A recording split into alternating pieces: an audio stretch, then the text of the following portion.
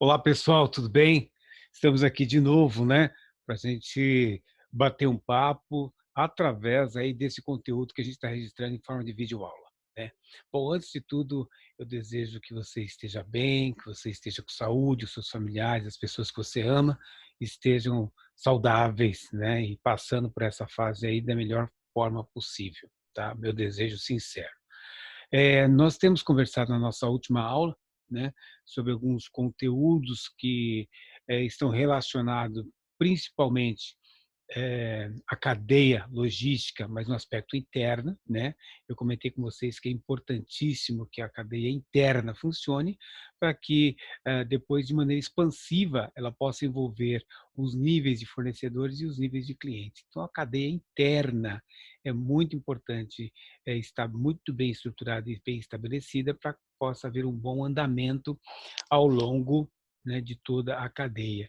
E aí, como gestor, como administrador, nós estamos insistindo com vocês para entenderem esse processo interno e esses agentes internos relacionados à logística. Eu vou projetar algumas informações, os slides, alguns vocês já viram, outros vão ser complementares, mas a nossa videoaula tem a intenção de fazer uma provocação e deixar alguns materiais para vocês complementares lá na sala do Moodle, né? Vamos lembrar que a plataforma oficial da universidade é o Moodle.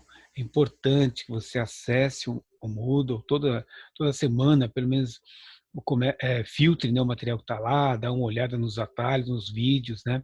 Eu tenho usado bastante o WhatsApp também para enviar alguns atalhos de vídeo, mas esses atalhos que a gente conversa e eu mando pelo WhatsApp, eu obviamente subo e mantenho lá no Moodle também, tá? Exceto se tiver algum problema de informação referente a direitos autorais, tal, essas coisas que a gente não pode subir na plataforma da Uniso. Mas fora isso, então eu disponibilizo todo o material, crio alguns atalhos para vocês estarem complementando a visão, né? Olha que legal. Toda crise gera também oportunidades, né? Está sendo uma grande oportunidade para a gente ver que alguns conteúdos que já estão numa plataforma como YouTube, Vimeo, né, ou sei lá, outras plataformas aí, streaming, que pode ter alguns filmes, a gente pode utilizar todo esse material como parte do nosso aprendizado, né? A gente usa muito isso como entretenimento, né, como um passatempo, mas esse momento de pandemia está mostrando que nós podemos usar esses recursos como um recurso para reflexão, ampliar a visão, ouvir os mesmos conceitos sendo falados de maneiras diferentes, por pessoas diferentes, né? Enfim, aproveitem as oportunidades, então, né, que vocês estão tendo de conhecer outros professores falando sobre o mesmo tema, né? Isso vocês vão encontrar facilmente no YouTube e outras plataformas aí que vocês seguem ou têm acesso, tá bom? Bom, deixa eu exibir uns slides para vocês. Pretendo ser breve nesse vídeo, a ideia não é ser muito longo, porque um vídeo produzido com recursos caseiros, né, e limitados, é uma dificuldade para assistir, né? Não tem nenhuma explosões acontecendo aqui, efeitos especiais, né? Só esse fundo bonito que vocês estão vendo aí, que é uma foto da Uniso, né? Lá da biblioteca. Eu estou com saudade, você também tá? Tá difícil, né? Mas, enfim, a gente tem esses recursos para mediar. Bom, então a logística interna, vamos pensar aqui em níveis de planejamento de como percorre esse fluxo interno, responsabilidade das áreas envolvidas e vamos fazer um exercício de fixação. Lembrando, né, a gente está colocando os exercícios no Moodle lá e dando um prazo aí elástico para vocês irem fazendo. Porque a gente também não pode ficar indiferente, né, achando que está tudo acontecendo aí, que no final vai dar tudo certo, né? Eu vou simplesmente passar de semestre. Não, não é assim. Os conteúdos estão sendo postos lá para você ter contato, né? O material está sendo colocado também, né? Nós, enquanto não tivermos o retorno, eu não pretendo fazer uma avaliação escrita, né? Ali em forma de prova, mas nós estamos fazendo uma série de exercícios, uma série de atividades que eu estou postando no Moodle, que é para eu ter conteúdo para poder avaliá-lo, né? Então, por favor, dá uma olhada no material, né, troque ideia com os colegas, me contata, não deixa passar as coisas em branco não, tá bom? Bom, inclusive, deixa eu dar um outro ponto, alguns colegas de vocês ficam desesperados: "Ah, tem que colocar subir o material no dia". Não, não precisa subir no dia, né, ou que nem hoje. Eu não vou, passar esse exercício e exigir que vocês façam hoje, mas eu vou pedir para que vocês façam, né. Então a gente dá um tempo elástico aí de uma semana, se precisar põe um pouco mais, mas vocês precisam mostrar que estão se movimentando, estão interagindo comigo. Isso é importante, tá, classe? Isso é muito importante. E essa semana, por exemplo, vários colegas entraram em contato comigo e falaram: "Professor, estou subindo material, está atrasado e tal". Eu falei: "Não, põe atrasado", né. A gente tem um tipo de avaliação para quem está conseguindo fazer no dia, outro tipo de avaliação para quem não está, para quem está tentando fazer e colocando em outros prazos, e um tipo de avaliação para aqueles que, né, não estão conseguindo fazer nada, né, vão ter que depois, se posicionar, né, e justificar aí o que está acontecendo, tá. E antes de entrar na aula então, quero também informar, e se você tiver tendo alguma dificuldade de acesso, né, tem que ficar no sítio, não tem acesso, tem gente que mora, né, naquela cidade longe, longe, longe, como é que chama mesmo aquela cidade? Deixa eu ver, Mairinque? Tem gente que mora em Mairinque aí, né, mas, enfim, brincadeira à parte, talvez o sinal da sua casa não é tão bom, mas o importante é você tentar sintonizar, falar com o pessoal pelo WhatsApp. Pelo que eu lembro, pelo tempo que vocês ficavam aí no celular, todo mundo tem celular. Então, usa o celular aí para estar contatando o pessoal, para estar me contatando e a gente saber que você pelo menos está tentando interagir, né. Tem aluno que está tirando foto do caderno, mandando para mim, não precisa tirar foto e mandar para mim, mas se você quiser tirar foto e colocar na sala do Moodle quando você tiver acesso, aí pelo menos a gente já mantém mais um registro de que você foi interagindo. Bom, vamos lá. Eu disse para vocês o seguinte, a logística como um todo, sempre nós temos esse fluxo de material andando e também o fluxo de informação. E o fluxo de informação, na nossa última aula, eu comentei com vocês da tecnologia, né, que várias empresas adotam, que é o software de gestão empresarial, ou o ERP. Eu até fiz algumas perguntas para vocês responderem sobre o ERP. Então, o ERP, o software de gestão empresarial, ele é um software que consegue se comunicar com outros softwares de outras empresas, né, mas qual é a característica interessante que esse software oferece? Ele pode ser configurado, otimizado, né, em módulos, né, ele não é um software único e robusto só para um segmento, não. Ele pode ser configurado em módulo e pode ser otimizado de acordo com as características de cada produto, né. Mas, o que eu estou projetando para vocês aí é um fluxo de informação que todos os softwares, independente da marca, assim como, independente do segmento, seguem, né, mais ou menos balizado nisso. Ou seja, com base numa carteira de pedidos, com base num forecast, com base numa solicitação de mercado, alimenta-se esse software e, óbvio, nesse software a gente já tem várias visões, vou falar assim para ficar claro, mas vários, eh eh, pontos que já foram alimentados, né, para configurar aí, a empresa está produzindo esses produtos, né. O que que ela vai fazer? Com base nessa carteira de pedidos, ela vai fazendo planejamentos ou níveis de planejamento. Aí eu estou praticamente projetando 3 níveis de planejamento, se vocês pensarem assim, na vertical, né, o planejamento que é o planejamento estratégico, propriamente dito, que entra o sistema, aí um planejamento agregado, um planejamento das necessidades de materiais que vão direcionados lá para a programação de produção, né, onde já vê a planejamento de capacidades e controle dessa capacidade e esse controle de materiais. Bom, se você olhou na vertical, né, você percebeu então que ele vai, na verdade, descendo níveis de interação com as diversas áreas. Quanto mais alta, né, maior é a interação com as outras áreas, porque está sendo trabalhado no nível estratégico.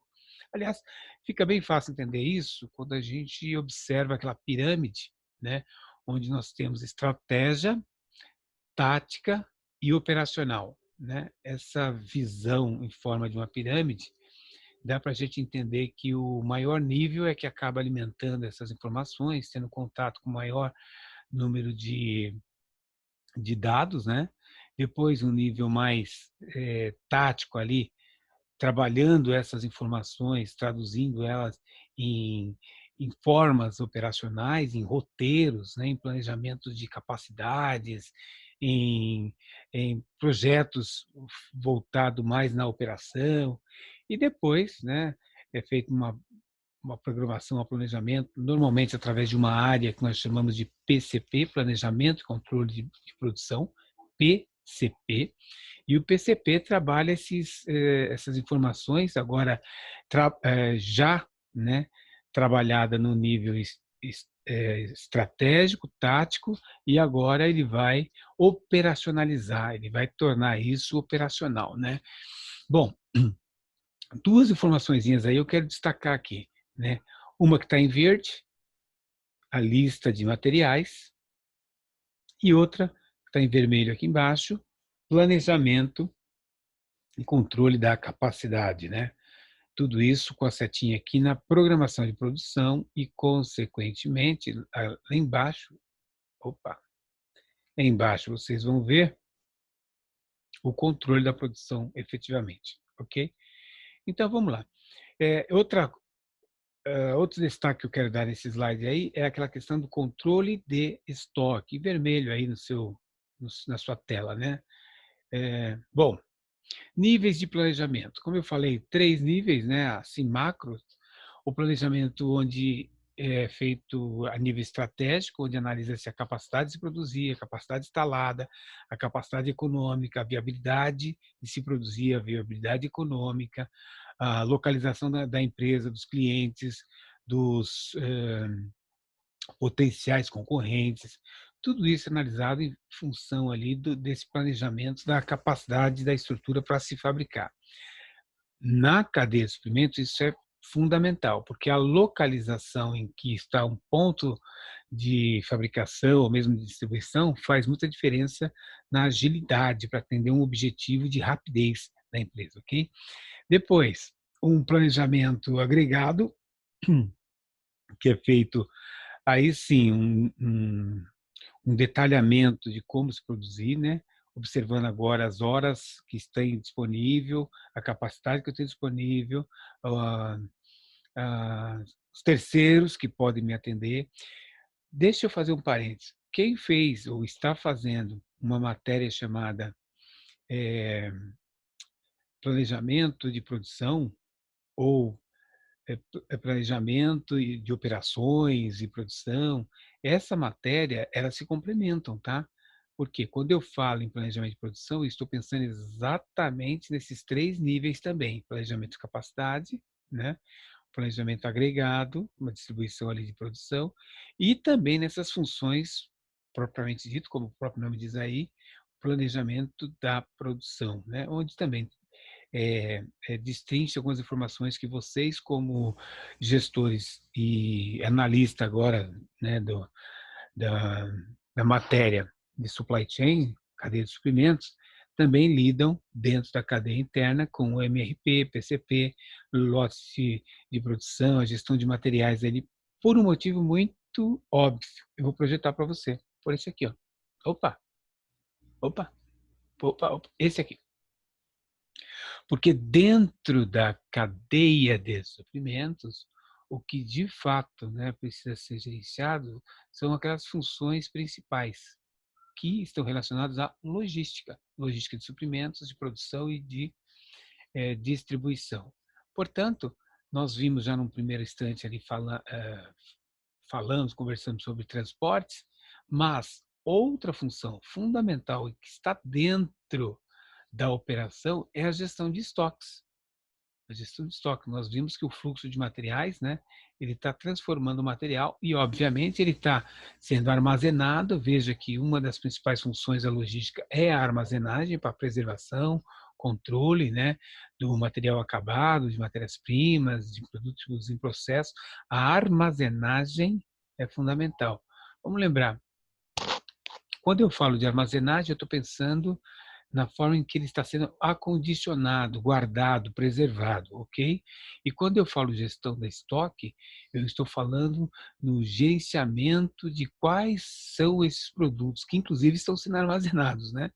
Então, é a gestão baseado em demanda, em necessidades, ok? E o armazenamento é o acondicionamento desses materiais, né, desses estoques que a gente eventualmente necessita dentro da operação, ok?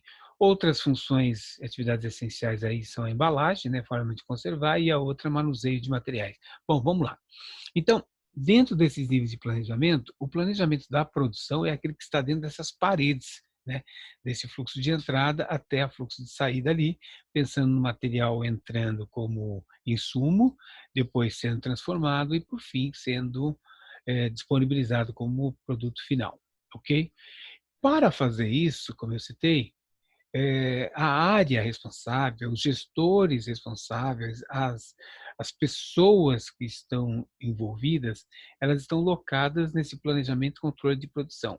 Muitas empresas chamam isso de logística interna, tá? Outras chamam isso de PCM, que seria planejamento e controle de materiais. Mas, enfim, todas elas podem ser englobadas nessa função interna da logística, né? Então, quais são as funções, então, que essa área ah, trabalha, né? Ela trabalha com base nas demandas, nas necessidades, demandas independentes, vamos lembrar. Eu estou falando de quais são as previsões de vendas daquele produto acabado. Aí depois, com base nos dados, nas informações que as diversas áreas cruzaram, colocaram, disponibilizaram no software, né, cada um alimentando ali a sua visão, o planejamento vai rodar, vai girar esse plano mestre de fabricação, plano mestre de produção, onde o que está levando em consideração é o MRP, né? O planejamento dos recursos materiais e também o planejamento das necessidades. Essas duas informações são rodadas, vou falar assim para ficar fácil, né? Para poder captar todos os dados, né, e gerar as ordens de fabricação ou, se for um produto para ser adquirido, as ordens de compra. Então, vamos lá. A engenharia de produto, ela contribui exatamente naquele detalhamento do produto, né, a sua lista de materiais.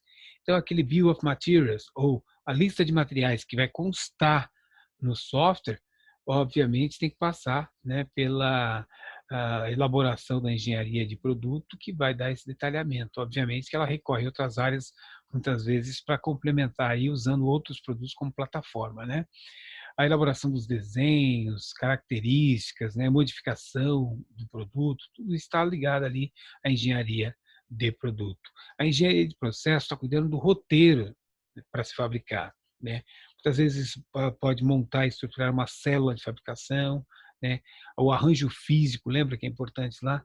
Essa área cuida também da readequação de máquinas, equipamentos, né? E também a engenharia de processo controla os tempos de fabricação, né, os lead times de fabricação, esses tempos necessários para a fabricação, ok? Bom, a área de qualidade, ela monitora indicadores essenciais, como o indicador de refúgio, né, o indicador de perda, os desenhos comparados com o que de fato vem acontecendo, ou seja, aquelas inspeções visuais, as inspeções de controle de resistência, de características, enfim, aquele roteiro relacionado a especificações que garantem o produto. Tudo isso a área de qualidade fornece, né? Aliás, é uma briga eterna, né? O pessoal de planejamento e o pessoal de qualidade, porque às vezes tem especificações que não ficam muito claras, seus níveis de detalhes, e aí dá o maior problema, porque alguém quer fabricar e o outro quer impedir em função de não atender essas minúcias, né, esses detalhes da qualidade. Bom, a manutenção, que está cuidando ali da disponibilidade de equipamento, de alguns devem conhecer o termo, né, de manutenção preventiva, manutenção preditiva ou corretiva, né, ou TPM, quando a gente pensa em manutenção total, enfim, os planos de manutenção. E a área de marketing, né, que trabalhou junto com a área de vendas ali para elaborar e montar ali o plano e o contato com o cliente na área de vendas. E, por fim, né, os suprimentos, que vai detalhar e vai passar para o PCP as informações dos tempos necessários para a chegada dos produtos na empresa, né? São os lead times dos fornecedores. Bom, esse emaranhado de informações é que são trabalhadas no software, né, e que o PCP trabalha isso repassando os dados para cada departamento, área envolvida, né, através do software. Uma coisa importante, se vocês perceberam aí, a representação que tem nesse slide é de um funil, exatamente isso. É um monte de informação que estão sendo afuniladas, trabalhadas, restringidas, né? E aí, a partir desse tratamento das informações, o envio para as áreas, né, com ordens de fabricação ou ordens de produção. Muitas empresas chamam de OP, né, ou então OF, ordem de fabricação ou ordem de produção, né? E para compras, as ordens de compras, né, as solicitações de compras que se convertem em pedidos de compras e, consequentemente, né, é feito depois um follow-up, um acompanhamento. Follow-up, muitas vezes, é um termo utilizado para o próprio planner, né, o responsável ali em fazer o acompanhamento entre o tempo que se colocou a ordem de fabricação e o tempo em que ele está chegando, ok? Follow-up. Bom, todas essas informações, na prática, então, estão gerando previsões, estão gerando dados, né, vindos da área de vendas, para que seja alimentado na área de produção e na área de compras, ok? Obviamente não é conteúdo dessa matéria a gente pensar nas diversas formas analíticas para se trabalhar essas informações com antecedência, porque tem produto que tem sazonalidade, tem produto que a gente tem que colocar tolerância em função de componentes que têm um tempo maior de lead time, né? Com componentes importados, por exemplo, ou características essenciais. Nós vamos ter uma aula depois só pensando na gestão de estoque, né? Como um fator essencial para trabalhar esses dados aí, em que eu possa dar tempos ou lead times mais corretos possíveis entre a área de vendas e a área de compras, sendo mediada aí pela logística interna, ok? Bom, o que é essencial, e aí é um termo que eu já quero lembrá-los, ou pelo menos ensiná-los para a gente poder fazer um exercício, é o seguinte: esses produtos eles são detalhados dentro do sistema, os produtos diversos, né, com as diversas visões que a gente citou lá, mas dentro de pelo menos duas perspectivas aí essenciais. Uma relacionada ao produto e outra relacionada aos componentes. Para descrever as necessidades de cada uma delas, comumente a gente diz que existe uma demanda independente, que são aqueles itens que dependem, em sua maioria, dos pedidos do cliente externos, ou seja, são aquilo que está relacionado ao produto final, né? Produto acabado, e demanda dependente, né? Espero que vocês também estejam familiarizados, que são aqueles itens, né? São a demanda daqueles itens em que a quantidade a ser utilizada ela depende da demanda do produto final, do produto independente, né? Para quem já se familiarizou, lida com isso é muito fácil entender. Ora, eu tenho um carro, né? O carro ele tem na sua estrutura diversos componentes. A área de vendas vai vender o carro, né? Eu, como empresa, como fábrica, na minha logística interna, eu vou pensar em cada componente que acompanham a venda daquele carro, né? Por isso, a necessidade essencial de fazer a gestão aí dos estoques, dos materiais necessários, né? Obviamente, vocês têm uma matéria, um componente curricular que trabalha de forma muito mais extensa em cima desse tema, desse assunto, gestão de estoques, avaliando ali as suas variações, pontos de compra, né? Um, os níveis adequados, ideais para balancear isso, né? Estoque mínimo, estoque médio, estoque máximo, enfim, não é essa a nossa temática dessa aula. A nossa temática é pensar o seguinte: olha, na logística interna, essa função é fundamental para que eu possa fazer uma boa logística e, consequentemente, atender o fluxo de toda a cadeia. Bom, aqueles dados do produto independente e os produtos dependentes são detalhados, né, uma árvore de detalhamento, né, ou uma lista de materiais, que é aquele que a gente já comentou, né, que é essencial para fazer um bom MRP. Aliás, vocês estudaram sobre MRP nas diversas interações com as outras áreas, era justamente para entender isso, que na prática o MRP pega informações das diversas áreas, né, mas para efeito do fluxo desse material prosseguir dentro da organização, é essencial ter uma lista de materiais bem definida e correta, né? Se o material diz, através da sua estrutura, que vai puxar um item, dois itens, ora, tem que ser, para cada produto, tem que ser um item ou dois itens, como está especificado. Se for mais do que está especificado, não tem como o cristão fazer um bom planejamento aí, né? Então, na lista de materiais é necessário ter uma especificação, um part number, né, uma descrição de codificação, e, por fim, segue uma padronização. Isso é essencial para uma boa estrutura de produto, né?